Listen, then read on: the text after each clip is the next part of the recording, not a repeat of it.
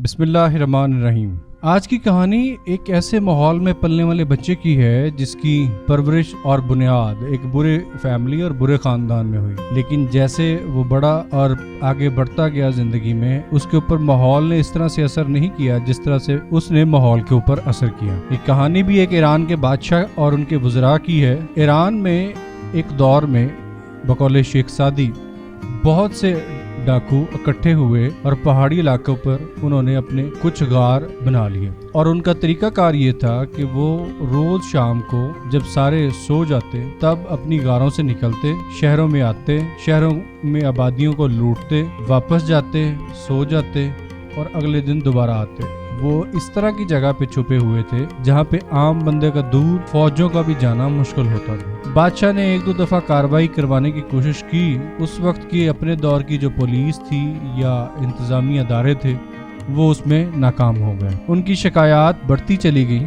جیسے جیسے شکایات بڑھی بادشاہ بھی بے چین ہونے لگا۔ ایک دن ان پر مشاورت جاری تھی کہ ایک وزیر نے کہا کہ بادشاہ سلامت، اگر پودا خراب ہو اور اس کو شروع میں ہی جڑ سے اکھاڑ دیا جائے تو بہت بہتر ہے، بنسبت اس کے کہ جب تک وہ جڑیں نیچے زمین میں اپنی تہ جما لیں اور اس درخت کو اکھاڑنا بعد میں مشکل ہو جائے۔ یا اس کی مثال وزیر نے اس طرح سے دی کہ اگر سوراخ چھوٹا سا ہے اور اس میں پانی آنا شروع ہو گیا تو اس چھوٹے سے سوراخ کو ہی بند کر لیا جائے قبل اس کے کہ وہ پوری کی پوری دیوار پر پانی کا پریشر پڑے اور وہ بند ٹوٹ جائے اور پانی سب کچھ بہا کے لے جائے۔ بادشاہ کو یہ دونوں مثالیں بہت پسند آئی۔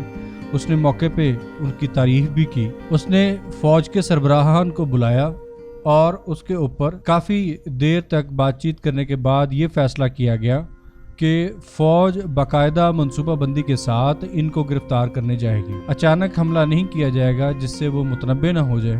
فوج نے کئی دنوں تک اس کا محاصرہ کیا اور آہستہ آہستہ ان کی غاروں تک پہنچ گئے۔ ریکی کرنے پر فوج ان کی غاروں کے آس پاس رہی اور یہ نوٹ کرتی رہی کہ وہ رات کو کس وقت اٹھ کے جاتے اور کس وقت واپس آتے اور کیا طریقہ کار تھا ان کا جانے کا اور واپس آنے کا۔ ابھی یہی گفتگو فوج کے سربراہان میں اور ان کے مقبروں میں چل رہی تھی کہ انہوں نے باقاعدہ ایک جنگجو ٹولہ بھی پیچھے بھیج دیا۔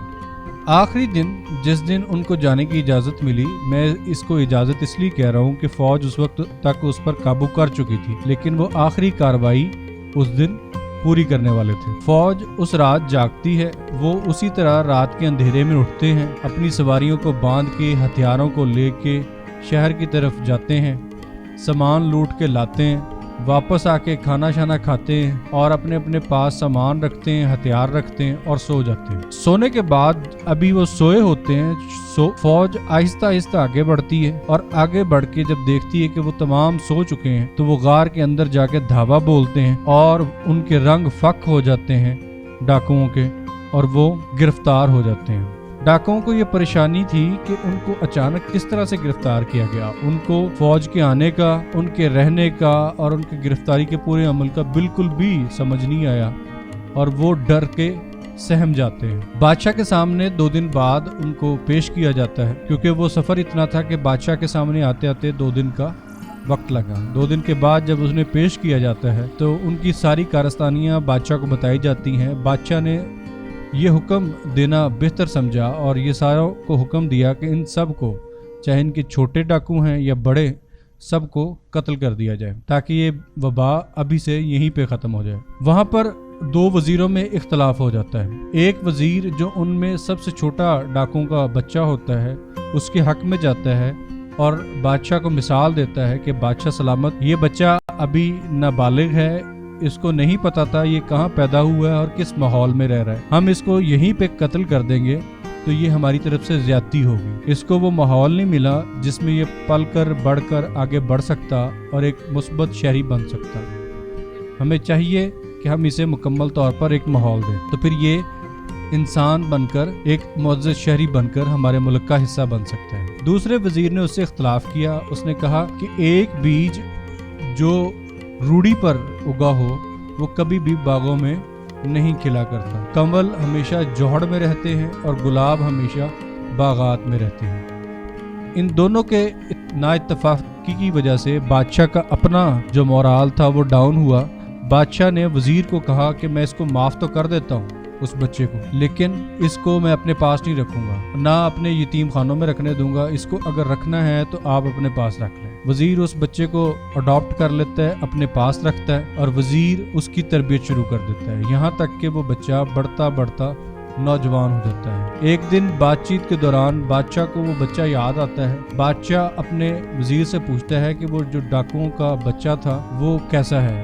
وزیر اس کی بہت تعریفیں کرتا ہے۔ وزیر کہتا ہے وہ ایک قابل بچہ ہے اور وہ ایک اچھے ماحول میں بڑھ رہا ہے، تو اس کی پرورش اس پر اثر بھی دکھا رہی ہے اور وہ ماحول بھی اس پر اثر دکھا رہا ہے۔ بادشاہ خاموش ہو جاتا ہے۔ وزیر اس کی کافی ساری تعریفیں کرنے کے بعد بھی خاموش ہو جاتا ہے۔ کچھ دنوں بعد یہ سلسلہ چلتا رہتا ہے، لیکن کچھ دنوں بعد معلوم ہوتا ہے کہ وہی بچہ اپنے کچھ ساتھیوں سمیت بادشاہ کے اسی وزیر اور اس کے بیٹے کو قتل کر کے فرار ہو گئے۔ جب یہ بادشاہ تک خبر پہنچتی ہے تو بادشاہ افسوس کرتا ہے اور کہتا ہے اسی وزیر کی جگہ کہ کبھی بھی جوہر کا پھول باغوں میں نہیں کھلا کرتا، ماحول جیسا مرضی ہو لیکن اگر خون میں چیزیں رچ بس گئی ہوں تو وہ کبھی بھی نکلا نہیں کرتی۔ اس سے معلوم یہ ہوا خواتین و حضرات کہ جو جس ماحول کا اثر لے اور اس میں ہی اپنے آپ کو پالنا خوش نصیبی سمجھے تو وہ انسان کبھی بھی بدل نہیں سکتا۔ انسان کو اپنی ماحول اور تربیت کو خود بدلنا پڑتا ہے۔ اگر وہ ڈاکوؤں کا بچہ تھا اور اس کو اس کا ڈاکو پنا ہی اچھا لگا تو وہ اسی ماحول کی طرف واپس لوٹ گیا، لیکن وہی انسان جب وزیر نے ایک اچھا ماحول دیا، اپنے آپ کو بہتر انسان بنا کر آگے بڑھ سکتا تو وہ اس کے اندر بڑھ سکتا تھا۔ لیکن انسان اپنی تربیت کا کسی اور کو سزاوار نہیں ٹھہرا سکتا، وہ اپنی تربیت کا خود ذمہ دار ہوتا ہے جبکہ وہ بالغ بھی ہو چکا ہو۔